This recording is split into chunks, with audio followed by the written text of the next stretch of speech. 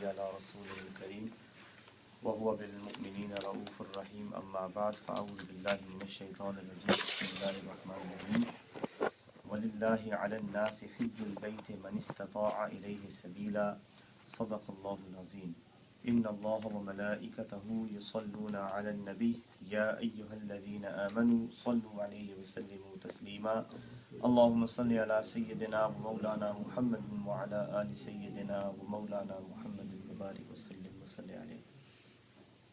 बिस्मिल्लाह। ये कोशिश होगी कि इस मुख्तसर दर्स में जितना हो सके करें। अगरचे पूरा हज तो इसके अंदर बयान नहीं हो सकेगा, लेकिन जितना हमसे हो सकता है इंशाल्लाह ज़रूर करेंगे। तो सबसे पहले ये जान लें कि हज का लुग़वी माना, शरई माना क्या है। लुग़त के अंदर हज कहते हैं इरादा करना, जी लुग़त के अंदर, और शरीयत की बोली में वो किसी ख़ास जगह की यानी कि काबतुल्लाह की ज़ियारत करना है ख़ास वक्त के अंदर और ख़ास अरकान के साथ, इसको हम हज कहते हैं। यानी कि पहली बात यह है कि वो मकान मखसूस वो काबतुल्लाह है और उसके साथ साथ वक्त भी महदूद है। यानी कि ये जो अशहुर हज हैं, हज के जो महीने हैं शव्वाल, ज़ुल्क़ादा, ज़ुल्हिज्जा, और ख़ास तौर पर ज़ुल्हिज्जा के अंदर ये हज इसको अदा किया जाता है। तो ये वक्त हो और फिर ख़ास अरकान हो, तब जा कर के उसका हम नाम हज देते हैं। जी अगर इन महीनों के अलावा में कोई आदमी चला जाए और वही अरकान अदा करे जो हज में किए जाते हैं, उनको हम हज नहीं कहेंगे। हज वही होगा जो वक्त भी सही हो, अरकान भी सही हो और जगह भी सही हो। अगर यहाँ इस शहर के अंदर वो हज के अरकान अदा किए जाएं, वो हज नहीं होगा। हज वही है जो वहाँ पर हो। हज का हुक्म यह है कि ये अरकान इस्लाम में से एक रुकन है और जो इसका इनकार करे वो मिल्लत इस्लामिया से वो खारिज हो जाता है। और इसकी फ़र्ज़ियत में अल्लाह तबारक व तआला का ये इरशाद मौजूद है। फरमाया वलिल्लाहि अलन नासि हिज्जुल बैति मन इस्तताअ इलैहि सबीला। लोगों के लिए, अल्लाह के लिए लोगों पर लाजिम है बैतुल्लाह का क़स्द करना, इरादा करना। मन इस्तताअ इलैहि सबीला, किन पर ये फ़र्ज़ है? जो वहाँ पर जाने की ताकत रखते हैं, इस्तिताअत रखते हैं। अब सवाल ये पैदा हुआ कि हज किन पर फ़र्ज़ है। तो इसके अंदर ये वाज़ेह हो जाना चाहिए कि जो आज़ाद लोग हैं, मुसलमान, और उसका बालिग और आकिल होना और उसका सही होना, तंदुरुस्त होना, जी। और फिर इसके साथ साथ ये भी एक शर्त है, एक ज़ायद शर्त है, रास्ते का अमन वाला होना, मामून होना। अगर रास्ता ख़तरनाक है तो फिर भी हज फ़र्ज़ नहीं होता। और इसी तरीके से वल कुदरत अला ज़ाद सफ़र, और ज़ाद सफ़र पर भी आदमी कुदरत रखता हो, यानी माल पास हो, उस सफ़र के जो अखराजात हैं उसको बर्दाश्त भी कर सकता हो।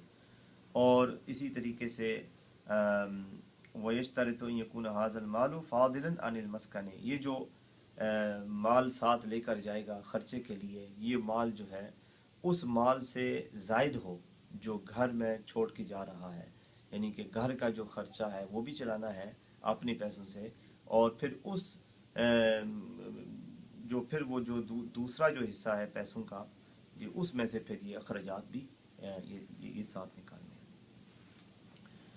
और इसके अंदर एक ज़ायद शर्त भी ये ज़हन नशीन कर लें, अगर औरत है तो औरत के लिए महरम का होना ज़रूरी है या हामिल का होना ज़रूरी है, क्योंकि इनके बगैर फिर वो हज नहीं कर सकती। अच्छा जी, अब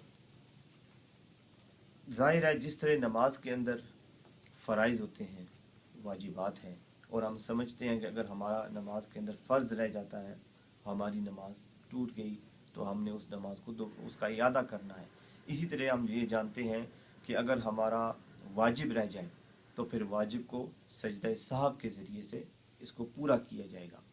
तो इसी तरीके से हज के भी कुछ अहकाम ऐसे ही हैं। अगर کچھ افعال فرض کے درجے کے ہیں، کچھ افعال واجبات کے درجے کے ہیں، اور کچھ افعال یہ سنت کے اندر آتے ہیں۔ ظاہر ہے اگر کوئی فرض رہ جائے تو پھر اس کا بھی حکم ہمیں جاننا ہوگا، اور اگر واجب رہ جائے تو پھر ہم نے وہ طریقہ بھی تو معلوم کرنا ہوگا کہ کس طریقے سے اس واجب کا جو ہے اس واجب کو پورا کیا جائے، اس کی تلافی کی جائے۔ تو سب سے پہلے حج کے فرائض یہ 3 ہیں۔ ایک ہے احرام، یعنی کہ نیت کرنا، اور دوسرا ہے عرفہ میں وقوف، اور تیسرا ہے طواف زیارت۔ یہ جو 3 چیزیں ہیں یہ فرض کے درجے میں ہیں، ان کے بغیر یہ حج ہوتا ہی نہیں۔ اگر ان میں سے کوئی ایک بھی رہ جائے تو پھر یہ حج نہیں ہوگا۔ ظاہر ہے احرام ہے، یا اس کے ساتھ احرام بالنیہ، نیت بھی اس کے اندر یہ شامل ہو جاتی ہے، تو نیت اور احرام دونوں کو ملا لیں تو یہ ایک ہو جائے گا، اور عرفہ میں وقوف اور طواف زیارت، یہ 3 چیزیں ہیں یہ فرض کے درجے میں ہیں۔ واجبات کے سلسلے میں پہلا واجب یہ ہے مزدلفہ میں وقوف کرنا، فجر کے طلوع ہونے کے بعد یوم النحر کے دن۔ بہتر میرا خیال ہے یہ معلوم رہے گا کہ اگر میں جو مختصر حج کا طریقہ ہے وہ پہلے بتلا دوں، پھر یہ واجبات میں یہ آ جاتا ہوں، تاکہ پھر آپ کو یہ جو میں یہ کہہ رہا ہوں نہر والا دن اور طلوع فجر اور مزدلفہ، آپ اس کے بارے میں بھی جان لیں گے۔ تو یہ جان لیں